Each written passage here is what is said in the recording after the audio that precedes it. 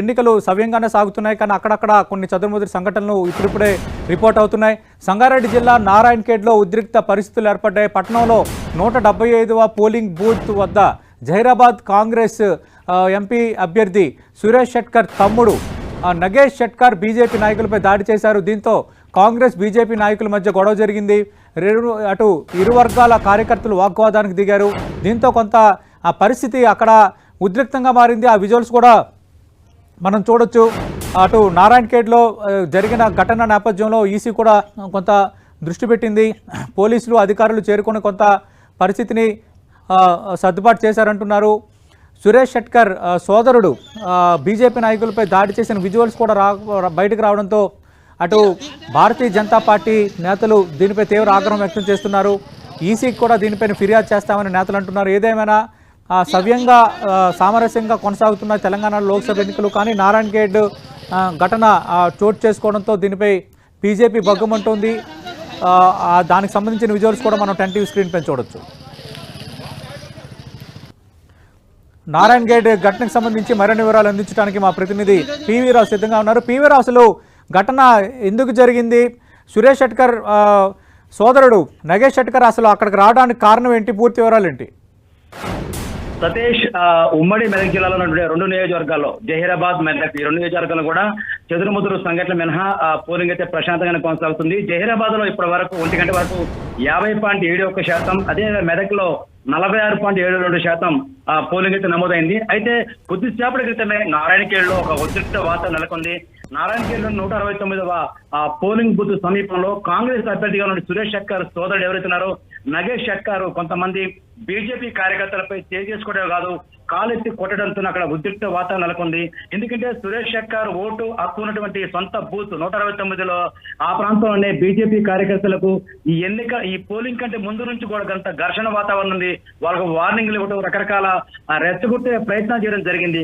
ఈ రోజున భౌతికంగానే సురేష్ షెట్కర్ సంబంధించినటువంటి సోదరుడు నగేష్ షెట్కర్ వీళ్ళ మీద ఎవరైతే నగేష్ బీజేపీ అధికార ప్రతినిధి కూడా కొంతసేపటి క్రితం కూడా అక్కడికి చేరుకొని ఈసీకి ఫిర్యాదు చేయడం జరిగింది. మొత్తం మీద అక్కడ సాయి చంద్, సంతోష్, శ్రీనివాస్ ఈ ముగ్గురు పైన కూడా సురేష్ షెట్కర్ సోదరుడు కాలుతో తనడంతో అక్కడికి బీజేపీ అదేవిధంగా కాంగ్రెస్ కార్యకర్తలు అక్కడ చేరుకునే ఉద్రిక్త వాతావరణం నెలకొన్న నేపథ్యంలో అక్కడ పోలీసులు చెదరగొట్టారు. ప్రస్తుతం అయితే పరిస్థితి సద్దుమరిగింది. ఇలాంటి చెదురుబదురు సంఘటన మినహా మొత్తం మీద ఈ రెండు నియోజకవర్గాలతో పోలింగ్ అయితే ప్రశాంతంగా కొనసాగుతుంది. ముఖ్యంగా పారిశ్రామిక ప్రాంతంలో పటాన్చెరులో పోలింగ్ పర్సెంటేజ్ చాలా తక్కువగా కనిపిస్తుంది. జహీరాబాద్ నియోజకవర్గంలో 50.71% ఉంది, కానీ ఇక్కడ మాత్రం 66.2% కనపడుతుంది మెదక్ జిల్లాలో, మెదక్ నియోజకవర్గంలో. వాస్తవంగా మెదక్ లోనే ఎలా ప్రకటించారు, కార్మికులందరూ కూడా ఉదయాన్నే పోలింగ్ బూతుల వద్దకు వచ్చారు, కానీ పర్సెంటేజ్ చూస్తే మాత్రం 46.72% ఇప్పటివరకు కనిపిస్తుంది. సతీష్, పివి రావు, ఇంకా ఎంత పోలింగ్ శాతం నమోదయ్యే అవకాశం ఉంది? ఎందుకంటే ఉదయం నుంచి బాగా బారులు తీరారు. 46% ఇప్పటికే నమోదైందంటే 6 గంటల వరకు పోలింగ్ జరుగుతున్న నేపథ్యం ఉంది కాబట్టి ఎంతవరకు నమోదయ్యే అవకాశం ఉంది? ఈసీ అంచనా ఎలా ఉంది? వాస్తవంగా వాతావరణ హెచ్చరికతో అందరూ కూడా ఉదయం పూట చాలా క్రౌడ్ కనిపించింది అన్ని పోలింగ్ బూతుల వద్ద ఓటు వేసుకుందామని. కానీ వాతావరణం మార్పు చెందడంతో ఇక ఇళ్లలో ఉన్నటువంటి వారు తీరిగ్గా సాయంత్రం వరకు టైం ఉంది కాబట్టి 6 గంటల వరకు టైం ఉంది కాబట్టి ఓటుకు ఉపయోగించుకోవాలనే అన్నటువంటి దాంతో ఇంటికాడ ఉండిపోయిన పరిస్థితి ఉంది. వారందరూ కూడా ఇప్పుడు బయలుదేరి పోలింగ్ బూతులతో చేరుకొని కనుక ఓటు వేయగలిగితే మాత్రం ఈ పర్సంటేజ్ గణనీయంగా పెరిగే అవకాశం అవుతుంది. అధికారులు ఏదైతే అంచనా వేశారో ఆ అంచనాలు మించి ఈసారి పోలింగ్ పర్సంటేజ్ పెరిగే అవకాశం అయితే కనిపిస్తుంది సతీష్. ఎందుకంటే పారిశ్రామిక ప్రాంతాలు అందరూ కూడా ఈ రోజున సెలవు ప్రకటించారు. అధికారులు అందరూ కూడా అదే ఎక్స్పెక్ట్ చేస్తా ఉన్నారు. పరిశ్రమల నుంచి కార్మికులందరూ కూడా కార్మికుల నుంచి వచ్చినటువంటి కార్మికులందరూ కూడా పోలింగ్ బూతుల వద్దకు వచ్చి ఓటు వేయకపోతే మాత్రం పర్సంటేజ్ గణనీయంగా పెరుగుతుందని కూడా ఒక అంచనాలో ఉన్నారు.